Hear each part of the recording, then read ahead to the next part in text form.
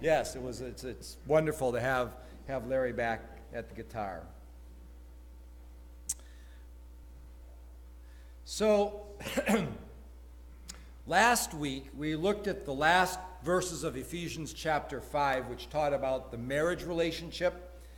And I said that I was not going to give a list of do's and don'ts of a successful marriage, but rather we must base our actions on the principles of mutual submission and a desire to glorify God, and that the specifics of how that is fleshed out is something that every individual couple is going to determine within their own marriage relationship.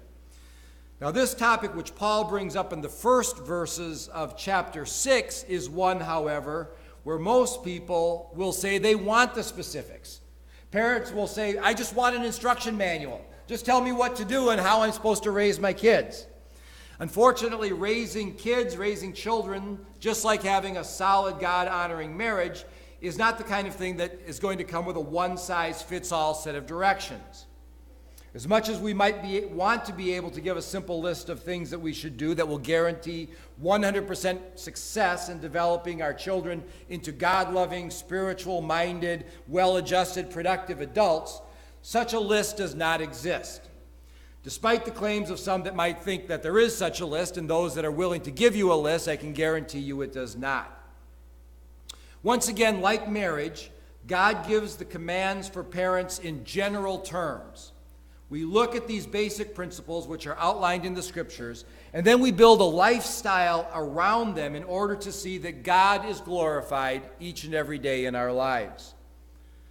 Now, this passage also deals with another important aspect, which is the relationship in our occupations between overseers and subordinates in the workplace. And this, too, is a very important part of our practical living, since many of us spend a good deal of our time either as an overseer or as a subordinate in the workplace. So, verse 1 of chapter 6 is about as simple and straightforward as you can find anywhere. It is a direct command to children to obey their parents. It has the single qualification that it is to be done in the Lord. Children, obey your parents in the Lord. And the debate about that qualification is whether Paul is referring to Christian parents or to Christian children when he makes this statement about being in the Lord.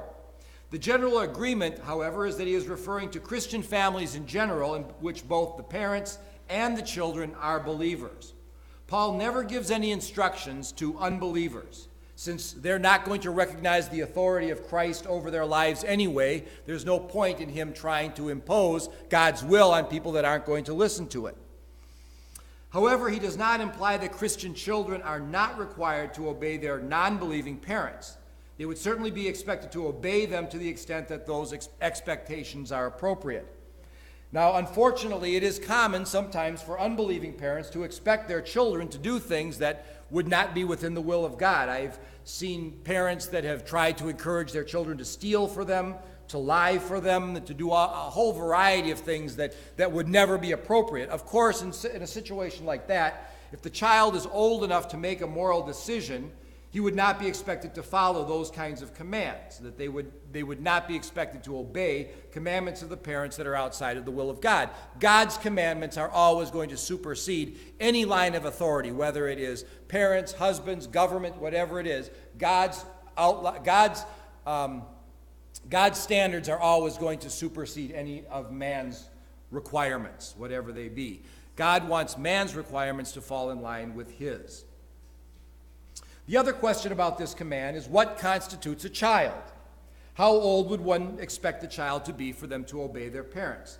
The word that's used in the Greek is a generic one that would include male and female offspring of all ages. The children then should start following these instructions as soon as they are able to make moral choices between right and wrong, which is usually much younger than we often think. I've had the privilege of kind of being able to relive some of the parenting experience as a grandparent now, and what I realize is these kids know right and wrong a lot sooner than you think, well before their second birthday. And so when God is giving these instructions to them, it's expected that children are to learn to obey and to follow those instructions as early as they are able to start making those moral choices, which, as I said, is quite early. Children, therefore, need to be taught the principles of obeying their parents from the earliest ages. Long before they can even understand why they're supposed to obey, they should be taught the principle of obeying, of doing what they're told. This is the first part of training that Paul talks about in the next verses. Children need to learn the importance of obeying the wise and loving guidance of their parents. It should be normal for children to follow the instructions of their parent. It shouldn't be something that's out of the ordinary and that we get so excited about because the children obey. It should be a normal reaction for children if they're being trained from an early age. They need to learn to listen to everything from don't touch the hot stove to don't go to parties with alcohol or don't date an unbeliever. Whatever those commands are, they're going to start early, like don't touch the hot stove. And once they learn that principle and understand that those instructions are being given to them for their own well-being, they're going to be able to accept and hopefully embrace these other ones as they get older in life. Then Paul goes on to quote the Ten Commandments, from the Ten Commandments, that children should honor their father and mother. And this is a command that is to be followed really regardless of age. This isn't one that has an age limit to it. That in childhood, it should involve obeying and giving respect to their parents, and in old age, it should ensure that parents are properly cared for. And so this commandment to children obey your parents is one that starts from infancy and really goes all the way until the parents pass and go to be with the Lord. And what's interesting about this, of course, he points out that this is the only commandment that is given with a promise. It says, children, obey your parents in the Lord. This is the first commandment with a promise that it may go well with you and that you may live long in the land. Paul points out that this first commandment is accompanied by this specific promise. The promise is that they would be able to live a long life. Now, of course, many people are going to wonder why so often this promise is not fulfilled when they see good, obedient young people whose lives are snuffed out at an early age. We've all known of those kinds of circumstances and say, well, God, he did obey his parents. She did do what she was told to do. Why have you taken her life, either from a tragic accident or from a disease or something like that? This is a promise, as really many of the Old Testament promises are, that are given more as a principle than as an absolute guarantee. That if a person obeys their parents and honors their parents, it's not automatic that they're going to live to a ripe old age. But as a matter of principle, one will find that this is often the case, more often than not. The principle being that when someone follows the wise advice of their parents and live according to the good counsel that they have received from a godly mother and father, they will be far more likely of living to an old age.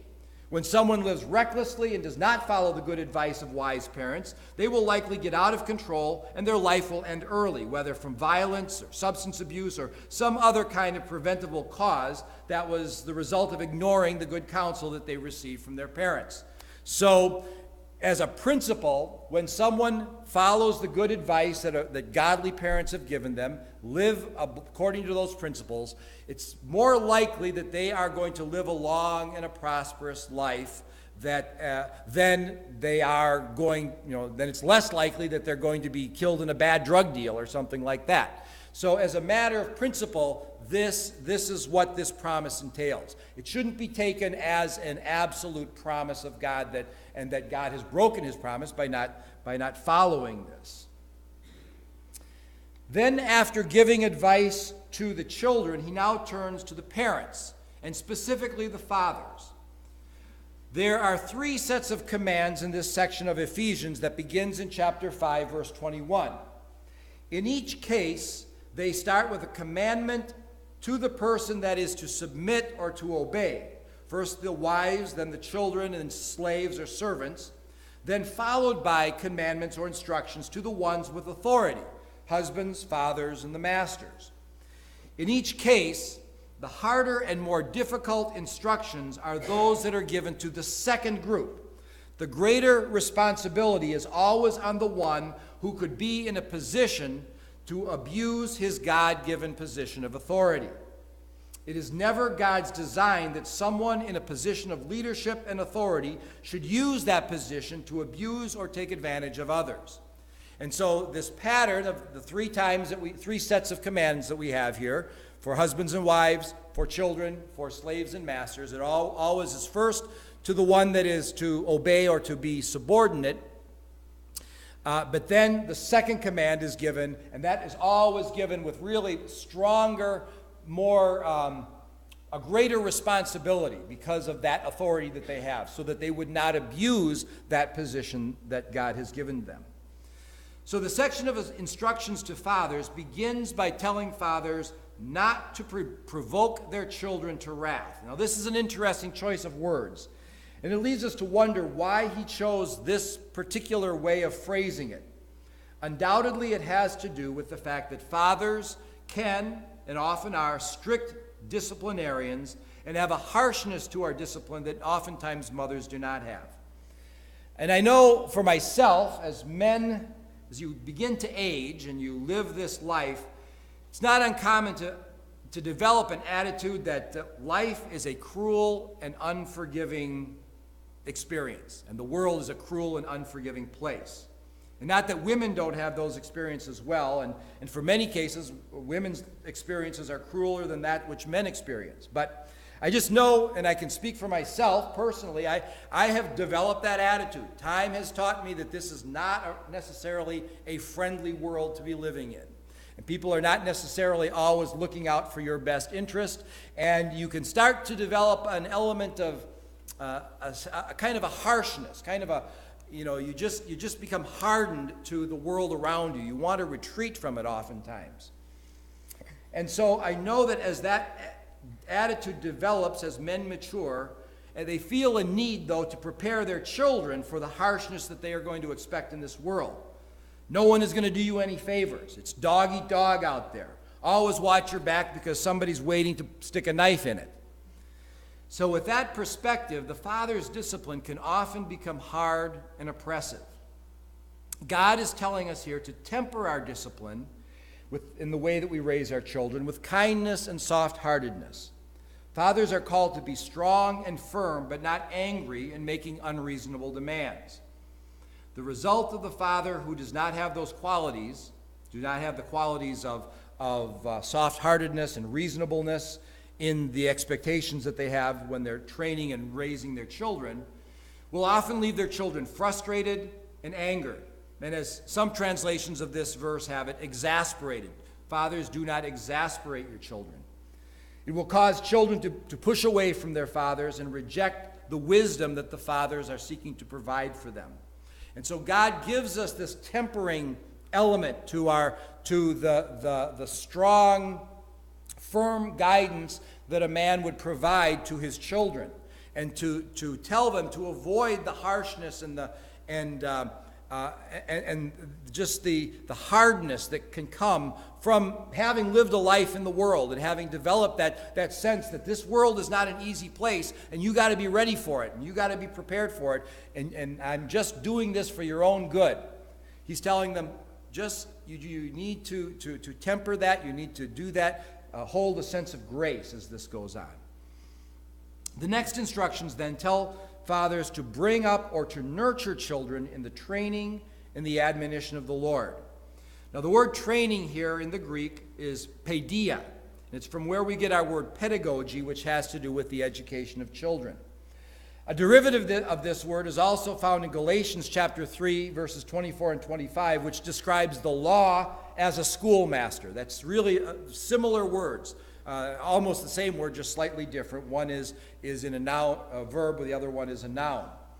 And it's an all-encompassing idea which includes every aspect of the training of a child. And it carries with it the idea of disciplined, guided, and goal-oriented direction of young children to prepare them for adulthood.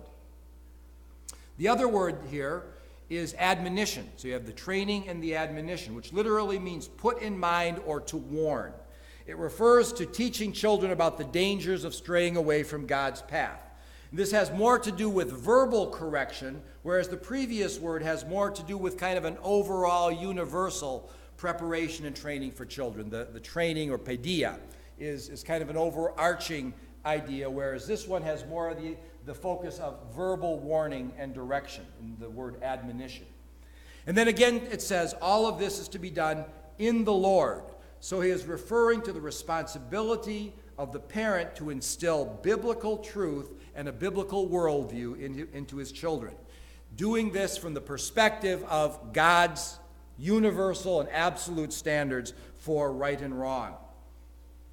It's not necessarily referring to the education of non-spiritual areas. However, it can be argued that every aspect of life falls under the umbrella of God's truth.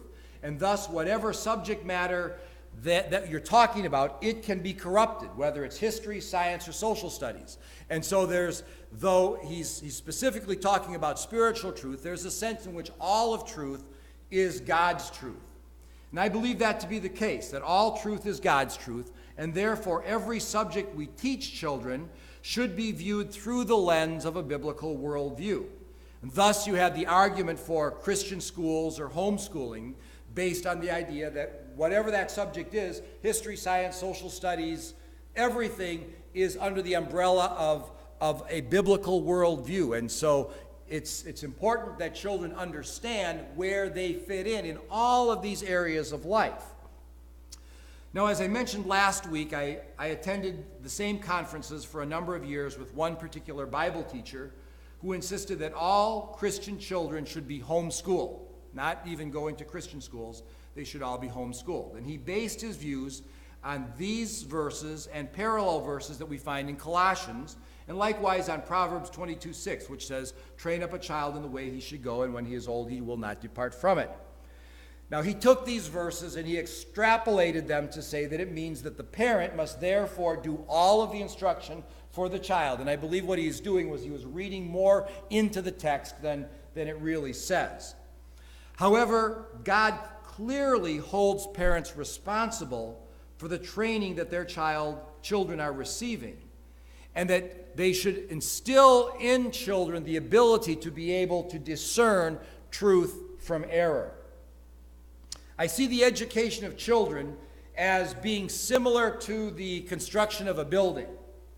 For example, the degree to which Donald Trump can lead a nation is still yet to be seen. The jury's out there. We don't know how that's going to happen. However, what we do know is that he was able to build some very nice hotels. That was certain, because you can go to one of his Trump Towers and it's a very nice place. Now, he probably never fastened a metal beam. He never poured an ounce of concrete. He never hung a piece of drywall or laid one brick. However, as I've read about it, I was told that he was always on the construction site on a regular basis, giving instructions to those who were doing the job, making sure that the finished product looked like what he had in mind, what it was supposed to be. He knew what he had, what the ultimate goal was going to be, and he was instructing those workers who were actually doing the job so that they would accomplish exactly what he wanted to see accomplished. And so while he may not have done the actual physical work, he was highly invested in the work that was being done so that the finished product was exactly what he wanted out of it. This is similar to how we should be involved in our children's education, in the training and admonition of the Lord. Now, the decision to send children to public or Christian schools or to homeschool is to be made, I believe, by each individual family based on their circumstances, what they feel is best.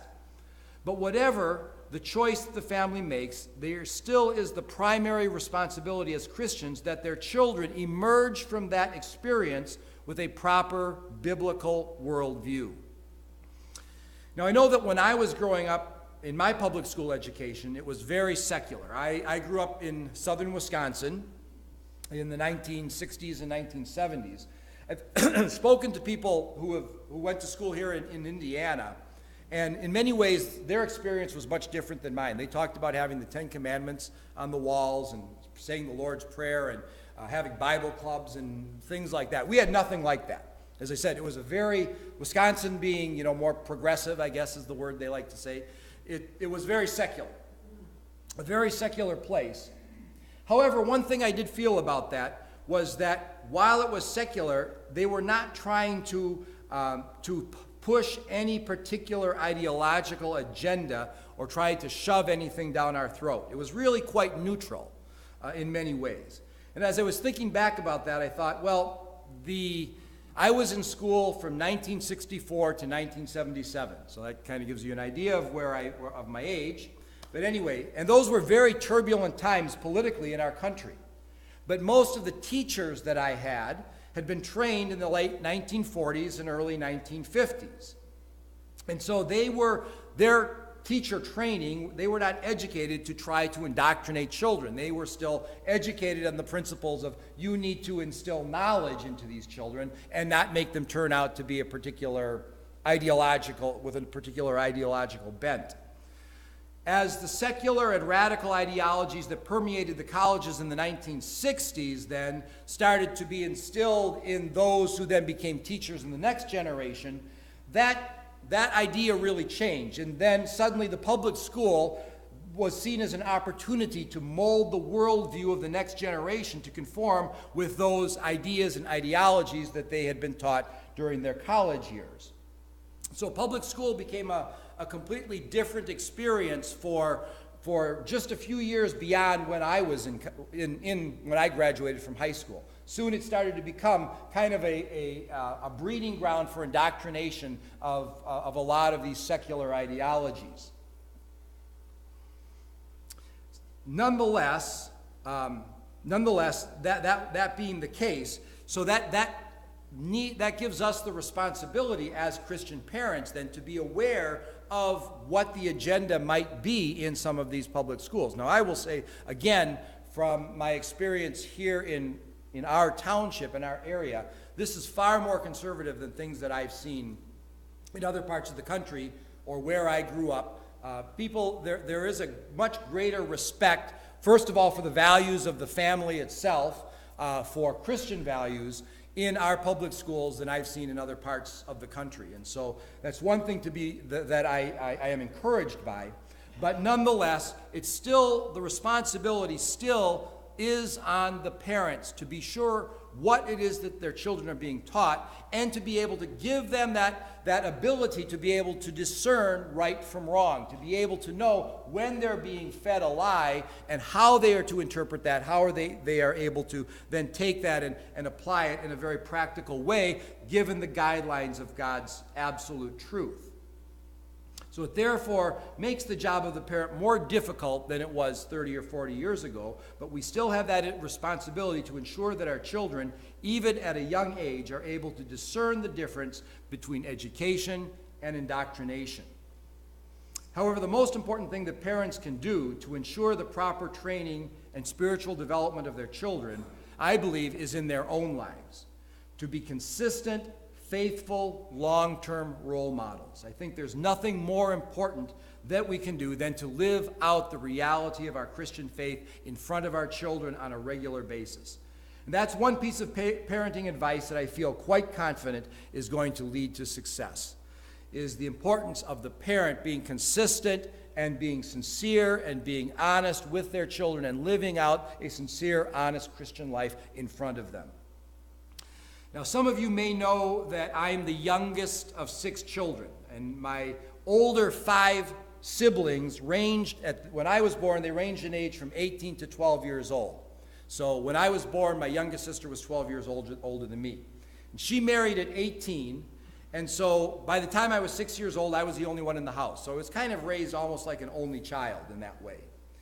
And so that being the case, one of the advantages of that, with all of these older siblings, they all were married and they started to have children when I was still in my first niece came around when I was 10 years old. So relatively young, I was able to observe the parenting styles of all of my older siblings, or four of the 5. One couple my sister never had children. So of the 4 that did have children, I was able to, as they would come to the house to visit for holidays or whatever, we would go on vacation and visit them. And the time that we spent together as a family, I had the opportunity to observe how they parented. Each of these siblings had completely different styles of discipline and ways of raising their children. Each of them some of them were very proactive and very, they read all the books. One brother and sister-in-law, they looked, they went to every seminar, read every book, did everything they could to do it just right. I had others that were pretty much more laissez-faire, hands off on this kind of thing. And you could tell, in the way that children behaved as little ones, where the difference was. Some were strict disciplinarians, others were more lenient among these 4 different, total of 8 different nieces and nephews that I had. However, now as they are adults, each of them have been raised and they are responsible, solid citizens with relatively few of the kinds of issues and difficulties that are so common when children are being raised. They've been raised, essentially solidly. Now, not all of them are walking with the Lord, of these nieces and nephews. And that is pretty much a reflection as to the priority that particular family gave to the church in their life and to spiritual things. But they all did grow up to be responsible people. And one thing that they all had in common was that they did have a good set of examples of care, nurture, and stability in their families. All of the families stayed married throughout their they're still all married today, to this day. And so having seen that stability and that regularity, just the fact that they were willing to sacrifice for their children's sake, all of those elements were important in helping these 8 nieces and nephews to grow up into responsible people. As I said, not all of them are walking with the Lord as they should, but they are living in a responsible way. And so there's this, as I observed it, this was one piece of evidence that I thought was very important, even as a child, and a piece of wisdom that I grabbed onto, how important it is to be able to set that example for your children. So this subject of raising children is unquestionably one that could take months to teach and take years to put into practice. In fact, for most of us, we finally get it figured out about the time that our children are leaving the home. But the single best advice that I can give to parents is to not give up and to consistently set an example of sincere, godly living, and that will have a great impact on your children throughout their lives. Then it goes on in the next few verses to talk about the relationship between slaves and masters. So the third and final set of instructions is that between slaves and masters. Now, this is one of the difficulties of the Bible that skeptics like to jump on, citing the fact that Paul does not condemn slavery and what is an undeniably evil institution, but rather he seems to endorse it by instructing slaves to be obedient to their masters and rather than to rise up in rebellion. Now, and this is something undoubtedly that has bothered me through most of my life, even as a Christian. Considering the fact that Christianity was the driving force in making slavery illegal throughout the world, it is ironic that Paul seems to defend the institution. Slavery, at the time that Paul was writing, was a universal institution in the ancient world. It was part of virtually every civilization. It was very typical that when one society, one army came in and defeated another, that the victors would enslave the vanquished. Slavery actually in the ancient world served as a way to protect those that had been defeated in warfare. Because if they had not, they would have just been cast out, they would have been sent away from their land, they would have been left to fend for themselves.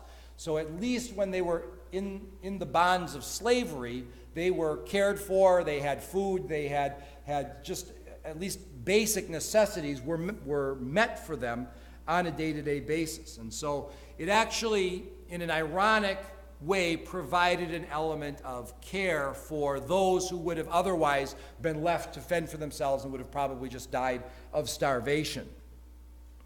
And so it was, it had its role in the, again, you have to keep in mind, society it's the result of the fall. Society is it's corrupted in so many ways, and this is one element of the corruption that existed in the ancient world. And yet what was unique about the scriptures, about the Jewish scriptures, was that while ancient Israel did permit slavery, it was in the Pentateuch where we start to see instructions for slaves to be treated humanely. In Exodus chapter 21, verses 1 through 7, there are laws that define how fellow Hebrews who had become indentured servants were to be treated. They were to be given the possibility to be redeemed if someone could pay the appropriate price. And after 7 years, all those Hebrews who had been enslaved were to be freed. Likewise, a servant that was happy in his position had the opportunity to voluntarily dedicate himself to his master. And this was shown through the servant putting his ear to the doorpost, and the master would pound an awl through the ear, and that was a sign that he was voluntarily putting himself under the authority of that master because the master had been kind to him. And this recognized that the relationship between the master and the servant did not necessarily have to be one of hostility or naturally adversarial relationship. The fact that the Old Testament recognized the reality of slavery and put restrictions and humanitarian limits on how it could be practiced does not mean that God endorsed such an arrangement, but simply that God recognized that social reality, and since it existed, God was going to make it clear that slaves should be treated with dignity, respect, and common human kindness. What we can see from the scriptures clearly, though, is that slavery, it's not painted in a positive light. It's seen as a negative thing. The story of the Exodus is how Israel was delivered from her bondage in Egypt and how the oppressive Egyptians were taskmasters. So the fact that God gave them freedom indicates that he didn't want them to be under bondage. It wasn't something that God endorsed, but that was a reality of the times. And he freed them, giving them that liberty. Furthermore, Paul encourages slaves to take advantage of the opportunities for freedom if it becomes available to them. The verses just previous to this in 1 Corinthians 7, it says, "Let each one remain in the same calling in which he was called. Were you called while a slave? Do not be concerned about it. But if you can be made free, rather use it." So he's giving them the opportunity. If the opportunity comes for you to get your freedom, if you can buy your freedom from your slave master, certainly do it. However, the adversarial relationship between the slave and the master is not necessarily a foregone conclusion. The slave master could be kind, compassionate, and considerate to those who worked and lived in his household, and at the same time, the servants themselves could be appreciative enough that they could voluntarily commit themselves to that person. Now, as I said earlier, these commandments about slavery are among some of the hard laws of the Bible, things that are hard to understand, and as I said, ones that the skeptics are going to grab a hold of. They're going to look at that and they're going to say, look, the Bible is really just it's just a man-made book. Look at all the inhumanity and injustice that the Bible promotes. Of course, they're taking it fully and completely out of context. So why does the Bible even allow the possibility for something such as slavery? Well, we can't always come up with an easy answer to these issues, and again, as I said, it's not to say that God endorses or even approves of something such as this, but rather God recognized the reality of living in a world that had been damaged by sin and disobedience. God acknowledged the existence of slavery and therefore gave subsequent laws controlling it, similar to how he gave guidelines and recognition of divorce. Divorce was never part of God's initial design, but as Jesus said, it was because of man's hard-heartedness.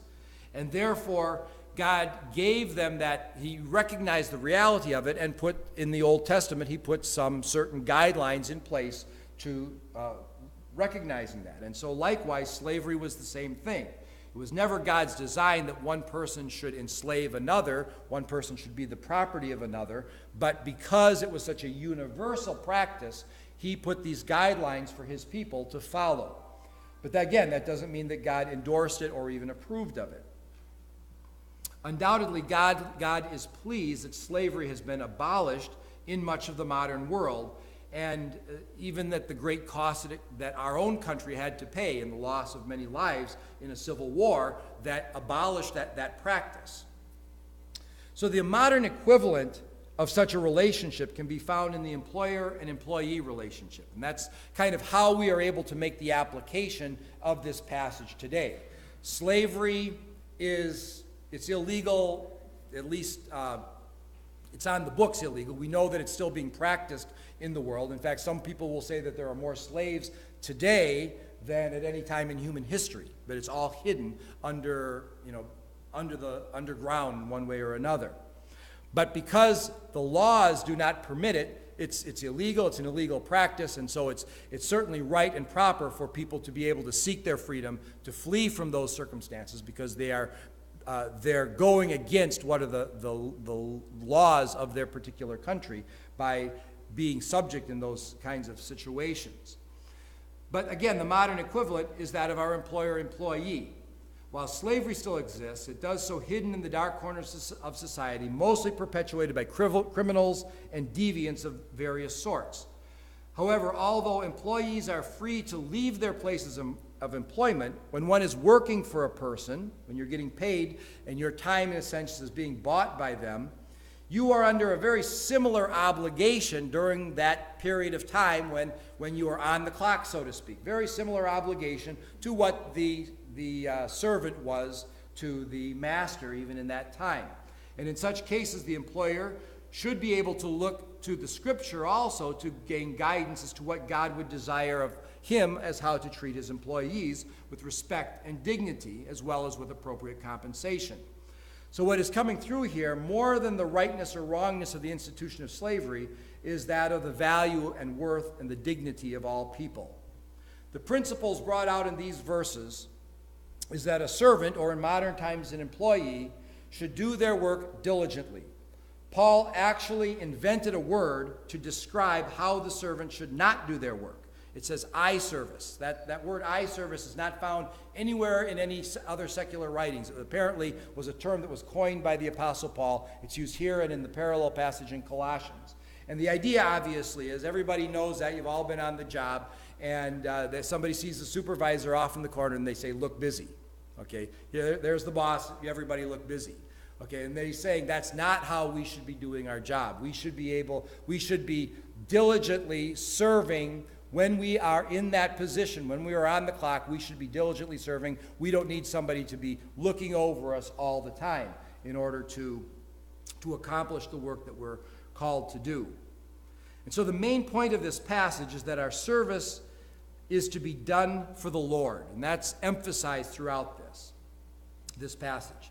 And the Lord is the reason why we do anything. And in Colossians, it's the principle, that's one of the famous verses there that says, whatever you do, do it unto the Lord. And that he is our primary motivation. Now, every year in different jobs that I've had over the last several years, I'm always required to take ethics training. Anybody else had to do that? Go through the ethics training, and the training focuses on things like not claiming to be working when you're not. You know, if you're on the clock, you should be working. You shouldn't be just playing around or off somewhere when you're one of the examples they always use, because the jobs that I've been offer an awful lot of freedom. Nobody's there because we have to go out in the community, so they tell you, don't go to the bar when you're on the clock, this kind of thing. Okay, so that's part of it. They also advise us not to accept gifts from clients and vendors, not to make false claims for reimbursement, those kinds of things. The main point is that the employee is to do the right thing when no one is looking. However, the problem with that statement is that the only motivation they're really able to give you is that if you get caught, you're going to lose your job. If you're in violation of these ethics rules, you're going to be terminated. What Paul is saying here is that the motivation goes far beyond that. That we do this because we are serving not our earthly masters or our earthly employers, but we are serving the Lord. And this is really what motivates us to do the right thing. We don't have to have this ethics training to tell us what the right thing to do is. We have, of course, the guidance and the direction of God's holy word. Paul commands then the slave masters to act in kindness towards their servants. This kind of language, once again, was totally unknown in the ancient world. the masters were considered in that time to have complete and total control over the lives of their slaves. They had the power of life and death. If they wanted to kill the slave, there was no one that was going to stop them, and there were no restrictions to keep them from doing it. And there were strict social boundaries that could not be crossed between the slave and the servant. And Paul uses the argument that Christian slave owners also have a master whom they serve, and that is God himself. And that because of that, they are then to treat their slaves with dignity. And God, it says, he is no respecter of persons. There is no partiality. He doesn't see one as greater than the other, the slave or the master. All are the same in his eyes. In Philemon, which is a letter written at roughly the same time as both Ephesians and Colossians, both of these, it dealt directly with this issue of slavery and went radically further when Paul wrote to his friend Philemon and encouraged him to welcome the runaway slave Onesimus, who had since become a Christian. He ran away from Philemon, and then while he was gone, he became a Christian. And then Paul writes this letter to Philemon, who lived in Colossae, encouraging him to welcome Onesimus back. And the way he describes this here was completely revolutionary in its time. Again, this is one of these things that we might read today and say that sounds really nice, and that's a good way to think. But it doesn't impact us the same way it would have in the ancient world. To someone in the Roman Empire, to read these words would have been absolutely outrageous. For him to say, "For perhaps he departed for a while for this purpose, that you might receive him forever, no longer as a slave, but more than a slave, a beloved brother, especially to me, but how much more to you, both in the flesh and in the Lord." These kinds of statements, to say the slave now is your brother and you are to treat him in that way, would have just completely, they would have been unthought of. There was no way anyone could even recognize that kind of concept in the ancient world. What he was saying was totally revolutionary. And it allowed Christian society over the ages then to take that principle and to apply it in their context, in their social context, so that today slavery is in fact illegal. It was the impact of the gospel and the implications of the gospel. So Paul didn't go and simply abolish slavery right there, because what would have happened? It would have left all of these, and literally more than half of the population of the Roman Empire were slaves. It would have left them completely helpless. They would have had no one to care for them. They would have been out on their own. They would have been begging for food. It would have been completely, the social upheaval would have been unbelievable at that time. But rather what happened was he instilled these principles of dignity and respect and equality for all men, giving humans the opportunity, giving Christians the opportunity to understand how that is applied in society, so that now we have a world that is completely, at least ostensibly, and at least on the law books, free of slavery. And we recognize that the dignity of every individual and why that's been outlawed. And if you remember the slide that I had before, the one that the atheists put up, mocking that statement there, keep in mind, just before the American Civil War, it was the Christians who were pushing for abolition. It was the Christians who were saying that slavery should be abolished. And it was those that were, at that time, it was the same time that Darwin was becoming very popular. And those that had been embracing Darwinian ideas, they were the ones who used Darwin to defend slavery. They used the idea of evolution and different levels of evolution to defend the idea that certain human beings were then meant to be slaves because they were lower on the evolutionary scale. And so even though they mock Christianity because they look at this verse, taking it out of context and taking it out of the whole picture of what Christianity has been able to do, the fact of the matter is if it were not for the influence of Christianity, it was only Christian nations that ever abolished slavery. If Christianity had not influenced the world the way it had, slavery would be just as common today as it was 2,000 years ago. It is the impact of these principles that Paul is giving here that has made it possible for us to live in the world that we do, that recognizes this as an evil and as a wrong. But again, as we translate this into the modern setting, by informing Christian employers and supervisors in the workplace how to treat their subordinates, we can see that they are to be fair, honest, and compassionate, and to seek the well-being of those who answer to them. So this series of 5:21, extending through Ephesians 6:9, are actually some of the most difficult verses of any in the Bible, because these are instructions to husbands and wives, children and parents, servants and masters. These are the instructions about living the Christian life on a day-to-day basis.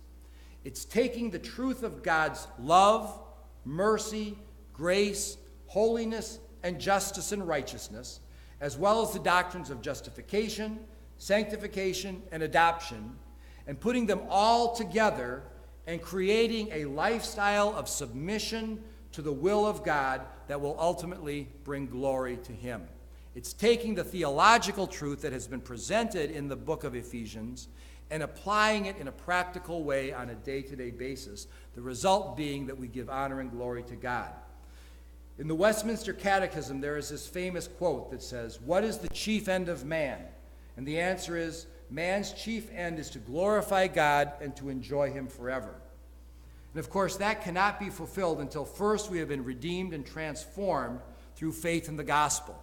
We cannot know God, we cannot glorify Him until we have become His children through faith and been transformed by believing the gospel message. But when that is accomplished, when that has taken place, now we have the responsibility to live in a way that gives honor and glory to Him, such as what is outlined here in these verses in Ephesians. And what it really boils down to, these are verses of submission, but submission not necessarily to humans, but submission to the will of God. And as we are willing to do that, we see God